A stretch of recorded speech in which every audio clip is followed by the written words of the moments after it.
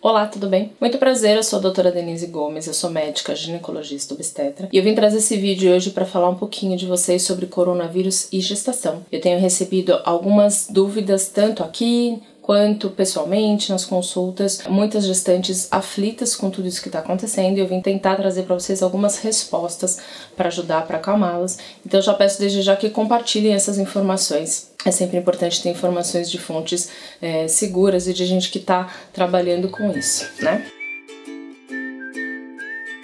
Bom, não preciso nem dizer a pandemia que o coronavírus está se transformando e sim, é uma situação muito grave, muito importante e a gente tem que buscar se cuidar e fazer o papel que cada um pode fazer, pode contribuir para evitar que essa doença tenha desfechos ainda piores, tá? Mas como é uma coisa muito recente, a gente não tem dados científicos, não tem publicações muito importantes e com um número importante de gestantes para dizer exatamente, para afirmar com certeza quais são os riscos desse vírus na gestação. Mas o que a gente tem publicado até agora, a maior publicação que saiu até agora no The Lancet foi sobre 9 gestantes que se contaminaram com o coronavírus na gestação. Infelizmente, os desfechos não foram tão ruins assim. Então, elas tiveram manifestações clínicas, elas tiveram os partos e os bebês aparentemente vieram negativos para o vírus. Tanto com sangue coletado do cordão, tanto com coleta do líquido amniótico, os bebês não demonstraram a presença do vírus.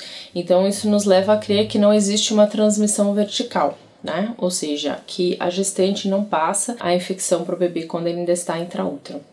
Então, a princípio, a gente fica um pouco mais tranquilo com essas informações que estão aparecendo, tá? A gestante não parece ser o grupo de risco mais importante. Realmente o grupo de risco para desenvolver as doenças mais graves, né? As formas mais graves da doença são os idosos, os portadores de doenças crônicas. A gestante aparentemente não parece ter evoluções mais negativas do que a população geral. Isso também tranquiliza um pouquinho, mas não é uma doença exclusiva de idosos. A gente tem sim pessoas jovens se contaminando e conforme a doença vai crescendo exponencialmente, mais gente vai estar se contaminando e mais gestante também.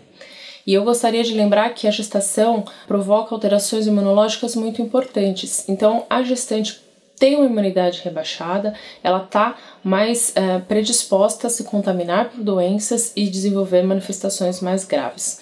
Então, por isso, a principal recomendação que a gente pode passar para vocês é ficar realmente em casa. Evitar se expor, evitar aglomerações, evitar excesso de pessoas, ficar em casa, tentar trabalhar de casa. Se isso não for possível, conversar na sua empresa, conversar com o seu médico, ver se é possível um afastamento, porque o que a gente pode recomendar de mais forte é ficar em casa e evitar exposição, tá? Isso inclui também idas ao médico, idas a clínicas, idas a pronto-socorros. Na gestação não tem como evitar totalmente isso. O que a gente está recomendando é que vá aos hospitais, aos serviços de saúde só quando for realmente necessário.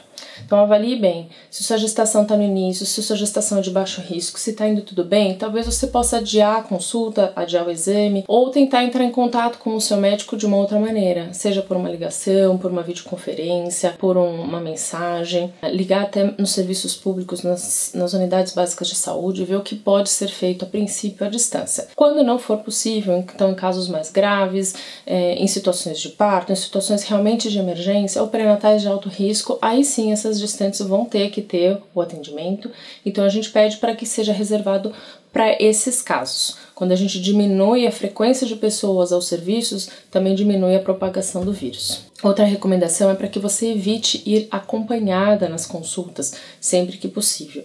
E caso não seja possível, evite que esse acompanhante seja idoso. Os hospitais, infelizmente, já estão tomando medidas restringindo a presença de acompanhantes para realmente diminuir a circulação de pessoas. Então avalie bem a sua situação. Esses dias eu atendi uma mãezinha, não era nem gestante, ela tinha tido o bebê dela há 10 dias e ela foi ao pronto-socorro por um sintoma leve, carregando o bebê nos braços. Então é uma situação realmente que causa até um pouco de aflição nós que estamos ali no atendimento, né? Então vamos evitar o contágio, a contaminação, a exposição desnecessária e deixar reservado para quando for necessário. Fora isso, o que a gente pode fazer são as recomendações que já estão carecas de ouvir, né? Cuidar bem da sua imunidade, se hidratar bastante, dormir bem, se alimentar de maneira correta, lavar muito as mãos, higienizar sempre com álcool. Quando você tiver que se deslocar a um serviço de saúde, evite ficar encostando nas coisas. Quando você encostar, lave bem as mãos, higienize. Então todas essas medidas são extremamente válidas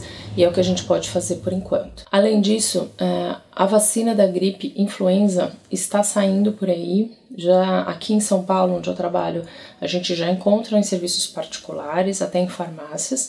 Logo, logo vai sair no serviço público, então uma maneira também de você reforçar sua imunidade e se proteger contra outro vírus que está por aí bastante frequente, que é o da influenza, é tomar vacina. Então assim que disponível, assim que possível, imunize-se. Isso também é uma dica muito valiosa. Por fim, eu só queria passar uma última informação de dúvidas que eu venho recebendo, tá?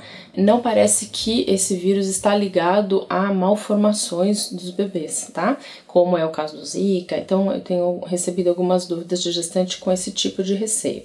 Isso parece não acontecer, mas por ser um processo infeccioso, inflamatório, a gestante com a infecção tem uma chance maior de desenvolver um parto prematuro. E a prematuridade a gente sabe que impõe riscos à vida do bebê. Então essa é uma situação que nos preocupa um pouco.